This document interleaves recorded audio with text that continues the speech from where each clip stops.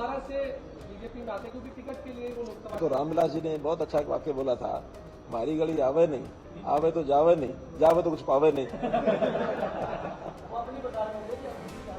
नहीं, वो कहीं नहीं, ना कहीं गए हैं, ना कहीं जाने का कोई ऐसा कोई विचार है। मैं पूरा रामविलास जी को जानता हूँ। रामविलास जी मेरे बहुत अच्छे सहयोगी रहे हैं, मेरे तो बल्कि जब मैं संगठन।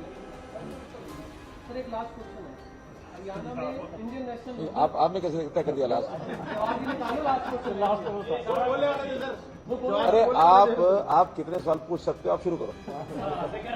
पोलिंग ऐसा विषय है, बोगस वोटिंग, उसको उसी समय जो रोका जाए तो रोका जाए, और उस समय नहीं रोकी, एक बार वोटिंग हो गई इसका कोई प्रमाण मिलता नहीं। आपके तो बूथ के साथ 4 बूथ की बात की जा रही है, पन्ना पर चुनाव बूथ को कैसे मजबूत करना है, तो ऐसी स्थिति में कैसे बोगस वोटिंग? ऐसा है, कुछ बूथ हमारे प्रभाव के रहते हैं, कुछ बूथ विपक्ष के प्रभाव के भी होते हैं। सबका प्रभाव सब जगह एक जैसा नहीं होता, और खास करके जब किसी बूथ पर वोटिंग समाप्त होने के बाद जो वोट बचते हैं और वहां धींगा मस्ती से 5-10 लोग अगर अंदर घुसते हैं और वहां एक्शन मानो पुलिस नहीं है, एक्शन नहीं लिया गया, तो वो कुछ ना कुछ मिलीभगत अंदर भी होती है। क्योंकि हम ये कहें कि बिना मिलीभगत को अपने आप कर गए, आखिर बटन दबाने वाला भी दबाता है, वोट डालने वाला भी जाता है, एक एक करके जाएंगे।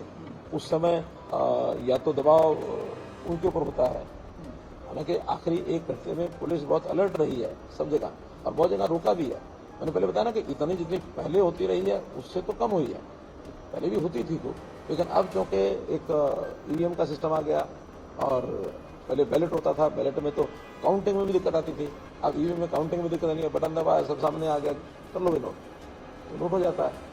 मॉक पोलिंग भी होती है। वो भी कह रहा ना, सुविधाएं काफी हुई हैं, फिर भी जितनी चीजें हुई हैं ये ना हो, इसके लिए हम आगे भी कोशिश करेंगे। जनता चुनाव लड़ रही है, वो तो जनता ही लड़ती है, चाहे उनका हो चाहे हमारा हो। अंतर पड़ता व्यवस्थाओं को देख करके ध्यान में आता है। मैं स्वयं लगभग 35 बूथों पर उस दिन गया हूँ, करनाल लोकसभा की सभी 9 की 9 विधानसभाओं में, कहीं 2 पर, कहीं 4 पर, कहीं 3 पर, जहां तो वहां होता है। अभी अपने टेबल है, उनको जरा मिल लिए, एक बार अंदर बूथ में राउंड लगाए। मैंने वहां देखा कि उनके मैक्सिमम जगह पर पोलिंग एजेंट भी नहीं थे। पोलिंग एजेंट उन्होंने पेड रखे हुए थे, और पेड पोलिंग एजेंट जो होते हैं वो कितना ने रुकेंगे और क्या ध्यान रखेंगे। एक स्थान पर तो ऐसा अनुभव भी आया, एक पोलिंग एजेंट उनका था कांग्रेस का। अब उन्होंने सवेरे ना तो उनको नाश्ते की व्यवस्था की, ना उनको भोजन की व्यवस्था की। वो चाय का व्यवस्था, भोजन, नाश्ता अब सब करते हैं, तो हम भी कहते हैं बिहारी पोलिंग पार्टी भी और आप भी सब इसमें करो, पार्टी व्यवस्था करती है उसका। तो वहाँ वो भोजन करने के बाद वो कांग्रेस एजेंट कहता है कि हमारे वाला ने तो ना चाय भेजी ना खाना भेजा, अब बीजेपी वाला का खाना खा के वोट तो बीजेपी को ही दूंगा। तो वोटिंग परसेंटेज है, तो वोटिंग परसेंटेज जरूर, वो भी मैं समझता हूँ गर्मी एक मुख्य कारण है। पिछले चुनाव की अपेक्षा कुल 4% कम रही है 2019 में, और इसमें अभी 65.1 है शायद, और पिछली बार ये 69 पॉइंट समथिंग थी। तो 4% की पूरे प्रदेश में वोटिंग कम रही है। विश्लेषक अलग अलग विश्लेषण करते हैं। एक विश्लेषक तो यहाँ तक कह गए कि ये बीजेपी की फेवर में है, क्योंकि अगर कोई रोष होता है तो रोष में जो पार्टी पावर होते हैं उसके खिलाफ वोट ज़्यादा पड़ता है, और ये फेवर में बीजेपी का है। हमको कोई अनुमान नहीं है किसका फेवर है किसका नहीं है।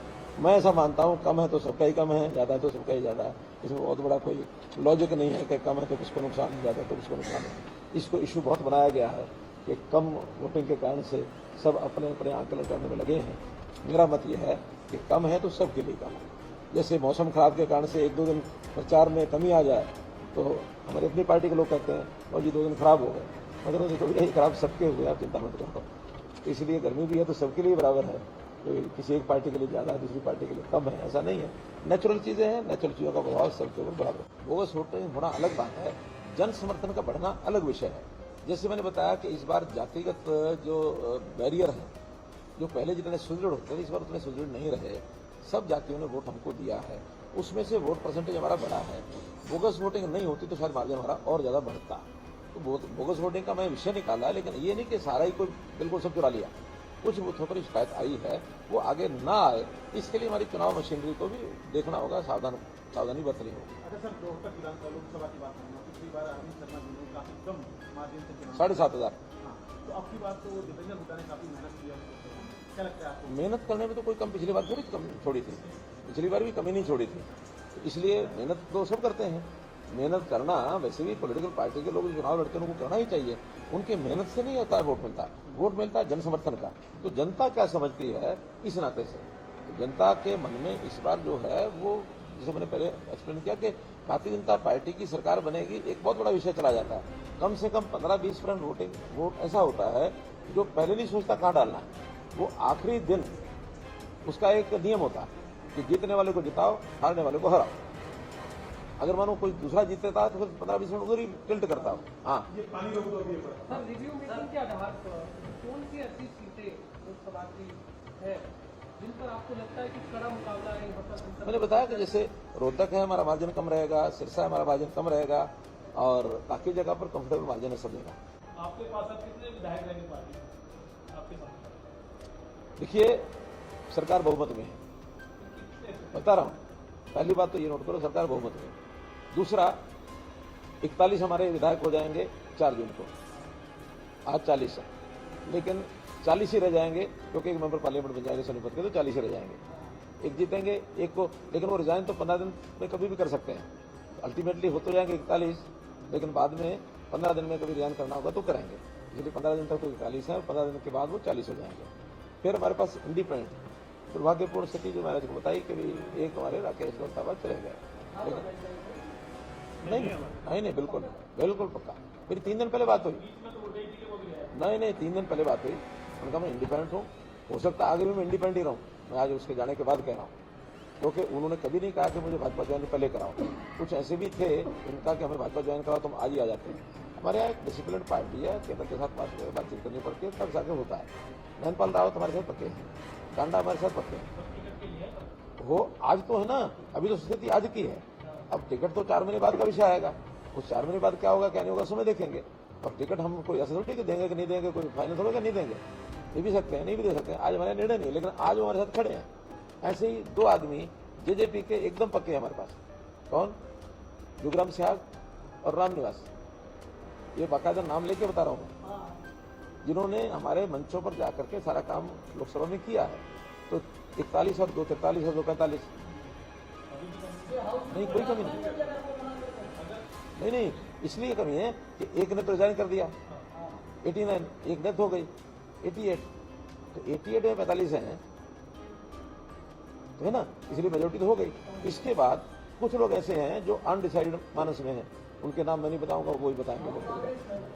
नहीं कांग्रेस में नहीं है, ना इधर ना उधर। इसलिए सरकार एकदम पूर्ण बहुमत में। देखिए विपक्ष ने भले उठाए हों, लेकिन महंगाई कोई मुद्दा नहीं है। और मैं आपको आंकड़ों सहित बता देता हूँ, क्योंकि आज के को आरसी क्या, पढ़े लिखे को फारसी क्या, अभी हम तो तय नहीं करते, प्राइस कमीशन तय करता है। हाँ नहीं मैं तर्क यही देता, सरकारी आंकड़ों पर देता, केवल कहने से थोड़ी होता। आपकी लोकसभा सीट पर दिव्यांशी बुद्धि राजा को उम्मीदवार के तौर पर जब उतारा गया तो तमाम जो दूसरे राजनीतिक दल थे उनका ये कहना था कि हुड्डा और खट्टर साहब के बीच में गुप्त डील हुई है। ये क्या डील है? अच्छा है कि हुड्डा साहब से पूछ लो आप, वो बताएंगे, क्योंकि मैंने तो नहीं मैंने डील के लिए हाथ नहीं बढ़ाया। उन्होंने कोई बढ़ाने की कोशिश की हो और आगे के लिए कुछ उनके मन में हो कि चलो ऐसा खड़ा कर दो। पहली बात तो यह है कि वहाँ उन्होंने बहुत प्रयत्न किए, कई लोगों पर कोई खड़ा होने के लिए आया ही नहीं। हाँ ये नौजवान थे, इन्होंने हिम्मत की, चलो भाई ठीक है इस बार हिम्मत करके एक पहला चुनाव लड़ने का अनुभव कर लें तो बढ़ जाए। लेकिन इनके चुनाव में भी किसी प्रकार को कुछ दम दिखा नहीं था, इतना ही था कि चुनाव उनको लड़ना था। और हमने तो ये था कि भी अपना चुनाव लड़ना, बाकी सब लड़ना, तो जितना चुनाव जितना से लड़ना चाहिए हमने पूरे ढंग से लड़ा।